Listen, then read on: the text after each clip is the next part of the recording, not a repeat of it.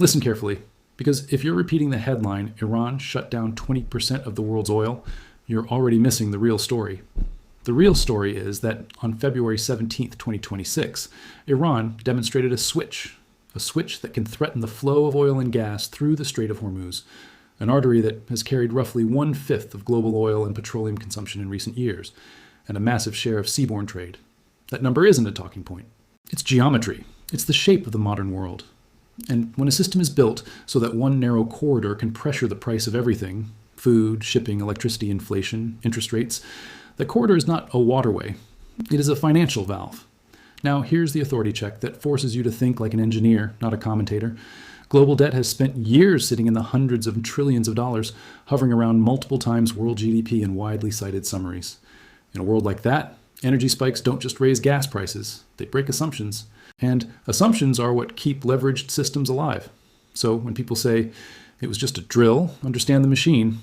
In a debt-saturated world, a temporary disruption is not temporary. The moment a disruption becomes credible, markets price it in, insurers price it in, importers price it in, central banks are forced to react to it, consumers feel it through everything they buy. That's why this matters. Not because a ship turned around for a few hours, because the system just learned, again, that it is living under a choke point. And today, I'm going to prove this isn't drama, it's architecture. And if you follow me all the way to the end, I'll show you the one question you should be asking right now. The question that tells you whether this stays a scare or becomes the opening chapter of a global repricing event. But first, we need the mechanism. Because if you don't have the mechanism, you'll keep treating symptoms as causes. Here's the pattern. It has 4 stages. It repeats across centuries. It doesn't care about your politics. It doesn't care about your optimism. It doesn't care about your timeline. Stage 1, a system builds prosperity on a foundation that quietly creates dependency. Cheap credit, cheap shipping, cheap energy, and stable roots. People call it growth. But underneath it's concentration. Supply chains narrow, buffers disappear, alternatives become too expensive. The system becomes efficient, which is another word for brittle. Stage 2, overextension. Claims expand faster than real capacity. Debt rises faster than productivity. Promises multiply faster than resources. Leaders keep the system calm using the same tool again and again. More leverage, more credit, more financial engineering. This stage feels like progress right up until the day it becomes denial. Stage 3, loss of control. A shock arrives that the system cannot absorb. Not because the shock is the biggest in history, but because the system has no shock absorbers left. Rates rise, currencies wobble, trust fractures, and rivals notice what the public refuses to see. Stability now depends on a few bottlenecks staying open. Not because those bottlenecks are sacred, because the balance sheet is fragile. Stage 4, the outcome. The bottleneck becomes leverage. The choke point becomes a weapon. The unthinkable becomes a bargaining chip. And because the leverage is structural, the crisis doesn't end with reassurance. It ends with repricing, higher risk premiums, higher volatility, and a new layer of cost embedded into the system. Now we prove it 3 times, so no one can tell themselves this is just one event. First proof, Germany after World War I, Versailles, reparations, and currency collapse. Stage 1, the setup.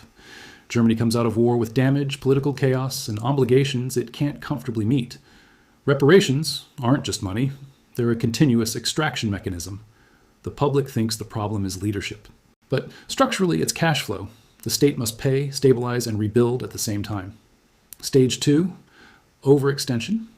To meet obligations and keep society functioning, the state leans into financing. It prints, borrows, injects money to stop collapse. In the short term, it feels like survival. But mechanically, it's the same thing every overstretched system does. It expands claims without expanding production. Stage 3, loss of control. Confidence cracks. Prices surge. The currency weakens. People flee from money into goods because they can sense that the unit of account is melting. The state responds with more issuance, which accelerates the spiral. Now the system isn't being guided, it's feeding itself. Stage 4, outcome. Hyperinflation wipes savings, breaks trust, radicalizes society. And the key isn't bad people. The key is a fragile post-war system choosing financial expansion to cover real constraints. Dependency, overextension, loss of control, outcome. Second proof, the United States in the early 1970s, Nixon shock, the end of Bretton Woods, and the oil weapon. Stage 1, the setup. After World War II, the US anchors the global order. The dollar is linked to gold. Other currencies linked to the dollar. Trade expands. Shipping expands. Oil becomes the bloodstream of global growth. The world builds an assumption into everything. Energy will remain accessible and the monetary anchor will remain credible. Stage 2, overextension. By the late 1960s and early 1970s, the U.S. runs persistent deficits and faces growing claims against its gold reserves. The system is stable until it isn't. In 1971, the U.S. suspends gold convertibility. That is not a technical footnote. It's a signal. The old anchor is gone. The monetary regime becomes more elastic, more political, more vulnerable to inflation psychology. Stage 3, loss of control. Inflation pressure rises. Then comes the external shock. 1973, OPEC embargo dynamics and supply disruptions hit an economy already vulnerable. Suddenly, the bottleneck speaks. Oil isn't just a commodity, it's leverage. Prices surge, confidence breaks. The public learns the truth. Prosperity had been built on cheap energy and stable flows. Stage 4, outcome. Stagflation, high inflation with weak growth, forces a repricing of risk, a policy shift, and ultimately a new rate regime. Again, the embargo isn't the whole story. The system had already become fragile through monetary overextension. The oil choke point revealed it. Third proof, Russia, Ukraine, and the 2022 energy shock. Modern finance meets physical constraints. Stage 1, the setup. Europe builds an energy system optimized for cost and stability assumptions. Pipeline gas, integrated grids, and the belief that interdependence reduces conflict. Markets treat energy like a normal input because the era trained them to. Stage 2, overextension. After 2008 and through the 2010s, major economies normalize ultra-low rates and massive liquidity. Debt stacks, balance sheets swell. The world learns to treat cheap money like oxygen. Mechanically, cheap money encourages leverage. Leverage reduces resilience. Stage 3, loss of control. War triggers sanctions and counter-sanctions. Reliable supply is politically reclassified as strategic vulnerability. Europe scrambles. Prices spike. Inflation surges because energy sits upstream of everything. Transport, fertilizer, manufacturing, heating. Stage 4, outcome. Governments subsidize and intervene. Central banks tighten. Growth slows. Volatility becomes normal. And once again, it's not just war. It's war colliding with a leveraged, optimized, brittle system where energy bottlenecks transmit shock into finance instantly. Now we take the same pattern and we apply it to February 17, 2026, coldly, step by step. So there's nowhere to hide. Stage 1, the setup. The Strait of Hormuz is a critical choke point. In recent years, a massive portion of global oil and petroleum products passed through it, on the order of 1/5 of global consumption. A large share goes to Asia, which means manufacturing and import-dependent regions are structurally exposed to one narrow route. This isn't politics, it's geometry. Check. And yes, there are bypass pipelines. But bypass is not immunity. The existence of alternatives doesn't erase the choke point. It only reduces total catastrophe. Even partial disruption forces, rerouting, delays, congestion, and insurance repricing. Verified. Stage 2, overextension. This is where the news becomes fate. You cannot understand Hormuz unless you understand the global balance sheet. High debt makes the world sensitive to rates. Energy spikes feed inflation. Inflation forces central banks toward tightening or currency defense. Higher rates crush debtors. That's the feedback loop. In a leveraged world, energy is not just a price, it's a trigger. Undeniable. Here's the detail that kills the comforting narrative. A debt-heavy system doesn't need a complete shutdown to break. It only needs the threat to become credible, because the first shock is financial, not physical. Risk premiums move before ships do. Insurance reprices before tankers reroute. Importers panic buy before refineries run out. That's how modern crises propagate. Stage 3, loss of control. This is the February 17th demonstration. Iran signals it can create uncertainty in the artery. Whether the disruption is hours or days is not the whole point. The point is proof of capability.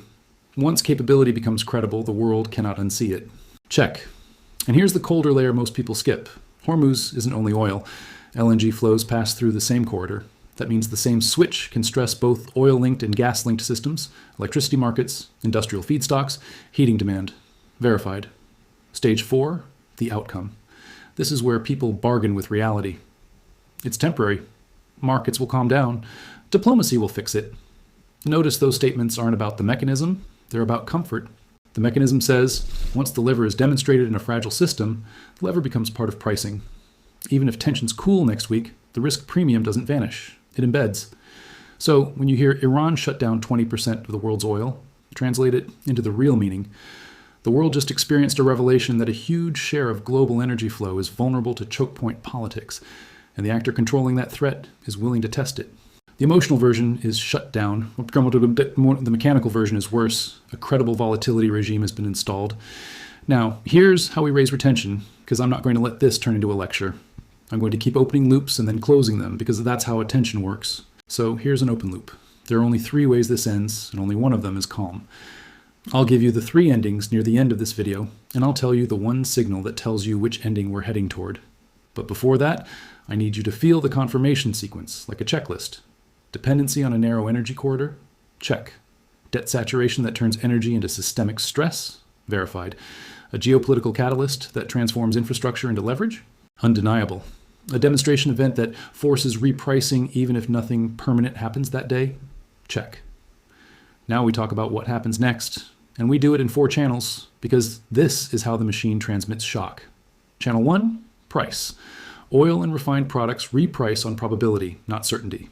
You do not need a blockade, you need credible risk. That alone can lift the forward curve, widen spreads, and raise costs for everything touched by transport. Channel 2, shipping and insurance. War risk premiums rise, routes change, transit slows, congestion increases. Those are hidden taxes. You don't see them on a receipt labeled Hormuz. You see them as higher prices everywhere. Channel 3, policy reaction. Governments face a trap. Tighten into an energy shock and you risk recession. Ease into an energy shock and you risk inflation and currency pressure. That's not ideology, it's constraint. Channel 4, geopolitical spillover. Once chokepoint leverage is demonstrated, rivals and allies recalibrate. Military's posture. Miscalculation risk rises. And in a world already running hot with debt and distrust, miscalculations don't stay local. Now, I'm going to say something that sounds dramatic until you understand it mechanically. The Strait of Hormuz is the physical mirror of the global debt system. Debt is a promise on future resources. Oil is a resource that makes the future productive. When you pile promises high enough, the world becomes intolerant of resource disruption. That's why this matters. It isn't about Iran. It's about the fragility of a financial civilization that built itself on smooth energy flows and low volatility. And this is where we kill the myths. Because myths destroy retention by making viewers feel you're preaching. So I'm not preaching, I'm stripping illusions. Myth 1, a superpower can absorb anything. No, a superpower can project force, but it cannot repeal global pricing. Energy is globally priced. Risk is globally priced. Inflation is socially priced. If oil spikes, nobody gets a magic exemption. Myth 2. Modern economics has tools for this. Tools are not freedom. Central banks can change liquidity conditions. They cannot create physical barrels in the right place at the right time. They cannot instantly rebuild supply chains. They can smooth panic sometimes at the cost of future fragility. Myth 3. Technology will save us. Technology helps over time. Shocks happen now, and the transition itself is resource intensive. Metals, grids, storage, infrastructure. A fragile system doesn't get rescued by long-term optimism. It gets judged by near-term constraints. Now, remember the open loop I promised. The 3 endings, and the one signal that tells you which one is coming. Ending 1 is the cool-down ending. Diplomacy reduces immediate tension. Shipping normalizes. Markets calm. But the risk premium doesn't disappear. It remains as a permanent tax. This is the best-case outcome, and it still makes the world more expensive. Ending 2 is the repeat demonstration ending. Not a full closure, just periodic pulses of uncertainty. Drills, alerts, headlines. Each pulse creates volatility and forces governments and companies to build bigger buffers. That sounds like resilience, but it costs money, slows trade, and keeps inflation pressures alive. This ending is not catastrophic. It is corrosive. Ending 3 is the miscalculation ending. A collision, a strike, a chain reaction. The choke point becomes a theater, and the world experiences an actual flow disruption, not just a threat. In a leveraged world, that is, when financial valve becomes financial fracture. Now, the one signal that tells you which ending we're heading toward is not a speech, and it's not a tweet, it's insurance. Watch war risk premiums and shipping behavior. Watch how much it costs to insure transit. Watch whether routes and ports start behaving like they expect trouble, because insurers price risk with less emotion and more math than politicians do. If insurance stays elevated or climbs steadily, the market is telling you the lever has become structurally active. Now, what should you do with this, practically, without turning this into vague motivational advice?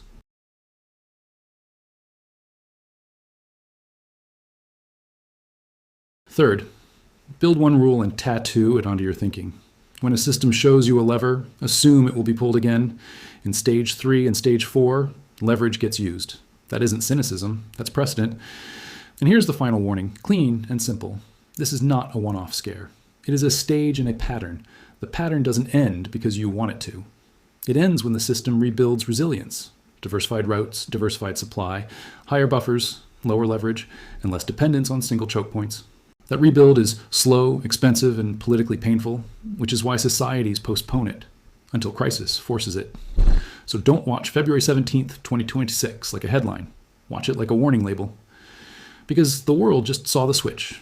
And once you see the switch, the only question that matters is whether the system is still pretending it doesn't exist. If you want the next layer, the blueprint, how the machine was built, how debt turned energy into a weapon, and what the next stage looks like if the pattern continues, subscribe. Because the next video maps the next stage with the same cold method. The signals that come before the break, the way markets reprice before the public notices, and how to survive a volatility regime that doesn't care about your optimism. And if you're still thinking, this time is different, remember the pattern. Systems don't care what you believe. They only care what they're built on.